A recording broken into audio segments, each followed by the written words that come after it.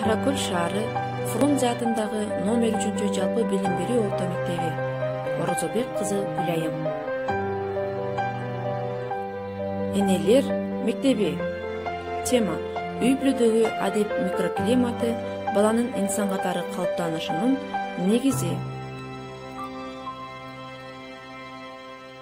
Максатыбыз үй бүлөдө балдардын сезүү, кабылдоо, ойлоо, эстеп калуу жана башка таанып билүүгө, билим алууга зарыл сапаттарын калыптандыруунун эң жөнөкөй жолун, методдорун, ыкмаларын үйрөтүү, ошондой эле баланын инсан катары калыптанышына өбөлгө түзүү.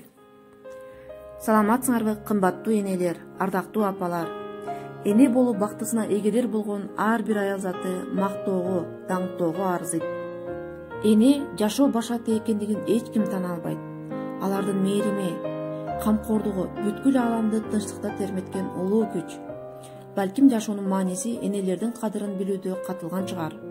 Адамзат алардын улуулугун татыктуу актай албаса да, аны билүүгө милдеттүү. Аял заты тууралуу кыргыз элинде эне үйдүн куту, эне адаты кызга үлгү, эне сабырында чек жок, эне сыйлаган элине жагат, аялсыз үй суусуз тегирмен деген сыяктуу макал лакаптары, ошондой эле бейиш эненин таман алдында. Эне бар кезде балалыктан арылуу жок, улуттун келечеги энелердин колунда деген учкул сөздөр бекеринен айтылбаса керек.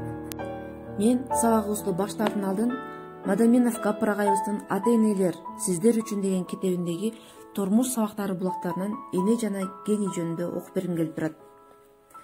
Күндөрдүн биринде Томас Эдисон мектептен үйгө келип, эжеи берген катты апасына карматты. Апасы көзүнүн жашын тамчылаткан калыбында үнүн чыгарып катты окуду. Сиздин уулуңуз гений, мектепте алып жаткан билим уулуңуз үчүн жетишсиз. Сиздин уулуңузга керектүү билим бере турган мугалим да жок. Өтүнүч, уулуңуздун билим алуусуна шарт түзүңүз. Арадан бир нече жылдар өтүп, апасынын көз жумганына да бир топ жыл толот. Бул учурда Эдисон кылымдын улуу ойлоп табуучуларынын бири эле.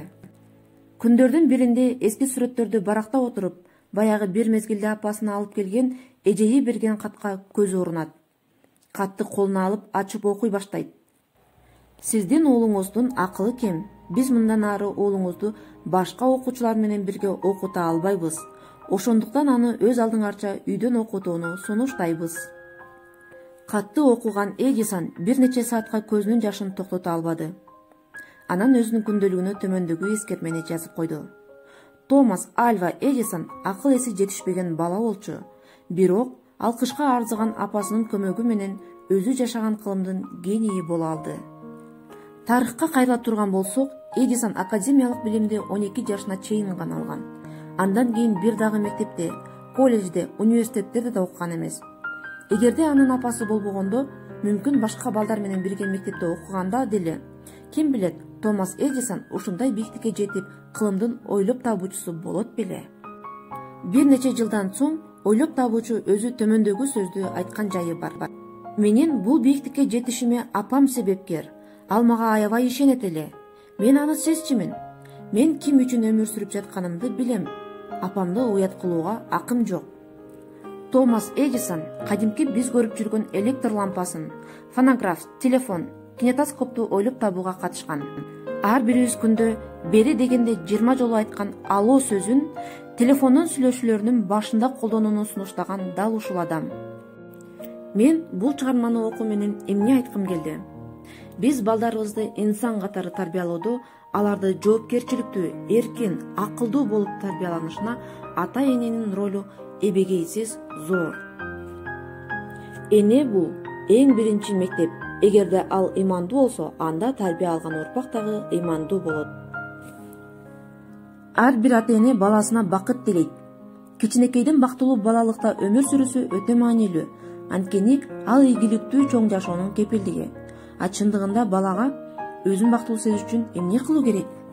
Балага ишеним артып, анын ою менен эсептешүү керек. Эң маанилүү адаттар баланы көбүрөөк кучактоо жана өбүү.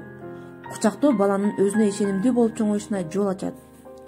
Ал эми уруп сабап тарбиялоонун кесепеттери баланы коркутуп, жүрөгүнүн үчүн алып тарбиялоо эң туура эмес ыкма.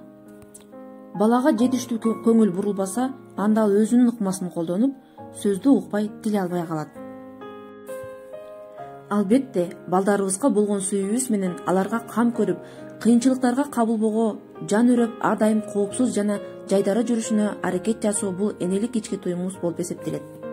Бирок айрым учурда ата-эне билип билбей баланын пайдалуу да, пайдасыз да калуусун аткарышат.